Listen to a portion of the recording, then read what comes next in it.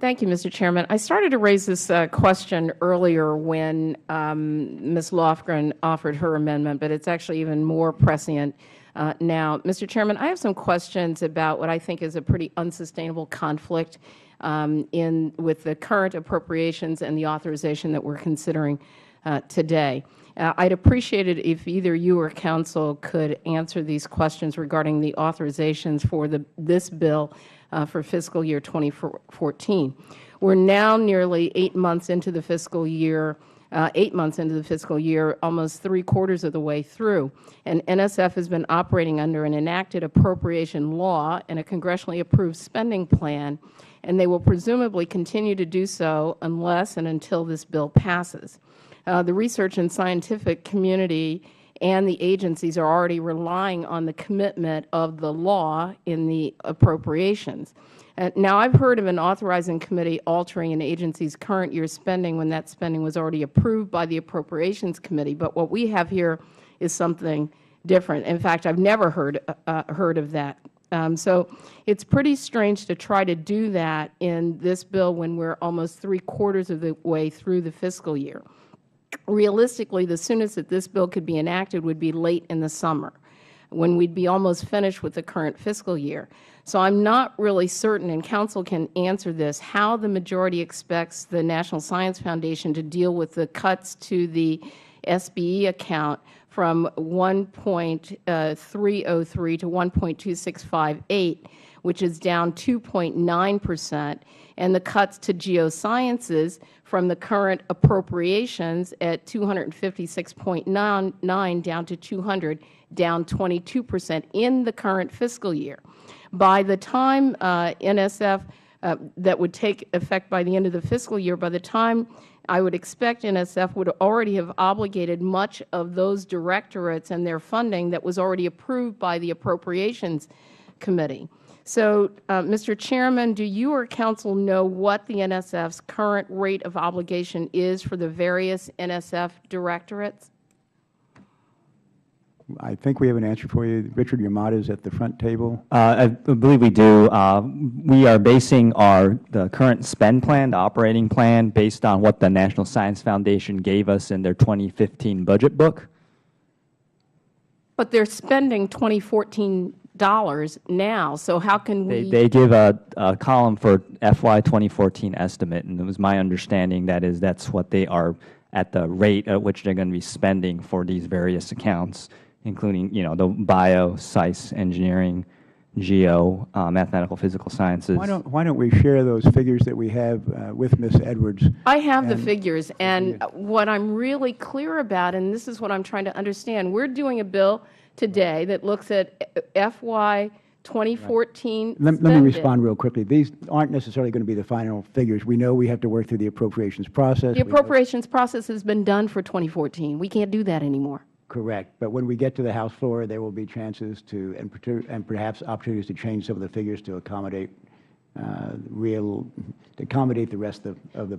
We know what those numbers are today, Mr. Chairman. We know that the numbers today for 2014 in those two directorates, they're already set. They're already spending to them. So how can we do a bill that sets a different set of numbers? Does that mean that NSF has to come up with a different set of priorities? Does that mean they stop spending? Does it mean they stop obligating? Right. No, it's my understanding that the numbers you say are in law. The appropriators have voted to some extent, but not on the House floor yet. And those numbers will be used unless they're changed. And if they're changed, they can be changed. No, the 2014 dollars are being spent. Right. I understand. Right now, we're in the fiscal year. They're being spent. And that's going to continue unless there's a change. So we're going to do a bill that is going to set spending limits lower than the spending limits that the Appropriations Committee has already set, that's already signed into law. I don't understand it. I think that this is unsustainable, Mr.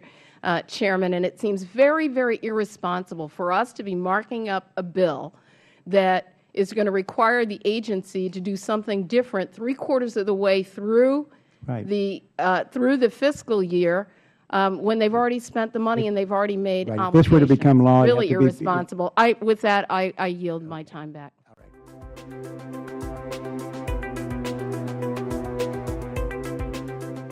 Thank you, Mr. Chairman. I rise in support of Dr. Barra's amendment. I just have a question, though, if Mr. Palazzo could answer that. And that is, under the research provisions, there's one provision in particular that urges that research grants by the Foundation, if they're going to be contributing original, creative, and transformative research under the grant, which I think is a good thing. But how can you both replicate research and require that each of the grants is original, creative, and transformative? It seems to me that those two ideas are in conflict. I'll let professional staff answer that. Richard? So I believe you're talking about 117.4. I'm a little bit confused with your question, but again, all that particular section is saying is that if a principal investigator has received an X number of years of foundation funding, that that the foundation will just have some steps to ensure that, if they're continuing to get grant funding, that grant, if it's a renewal or if it's a new grant, that it's original, creative, transformative research as it states in the merit review process, I believe. Let me just ask this then. So in number 1 in that section 117, it also says that a research grant awarded by the Foundation to a principal investigator is original and unique. And then it goes down to section 4 and has this language around original, creative, and transformative. I'm just asking the question about the idea of replication, which seems to be supported, and I think that's a good idea. We should be replicating research. Seems to be supported by the majority. How do these provisions enable one to get a grant where you are replicating results if you're requiring that grants are original, creative, and transformative? Again, so I'm a little bit confused with your question. So one is just saying that if, for example, if the Foundation is funding research in X, or primarily funding research in X, that it doesn't duplicate existing efforts by another agency that's potentially might be duplicating same research funding in that particular area. So that's what the intent of one is. Now, this talks about grants. It's not talking about other research in other agencies. It's talking about grants that are awarded. It says a research grant awarded by the Foundation of Principal Investigators is original and unique and supports a scope of work not otherwise being directly funded by, grants provided by other federal agencies. No, it doesn't say that, though. I mean, I'm a lawyer, too, and it doesn't say that in this paragraph. It's talking about individual grants being awarded, which, we support grants being awarded by the Foundation, and also support the idea that we want original grants. I'm trying to get to how it is that one can replicate the research if it always has to be original, creative, and transformative. This is the investigators, research. I mean, this is the grant proposal here is what we were talking about. The grant proposal here, I believe. That's what is meant by, original and unique. Okay, so I'm a principal investigator. I've gotten one grant. I submit another as a PI. I have another grant that I want.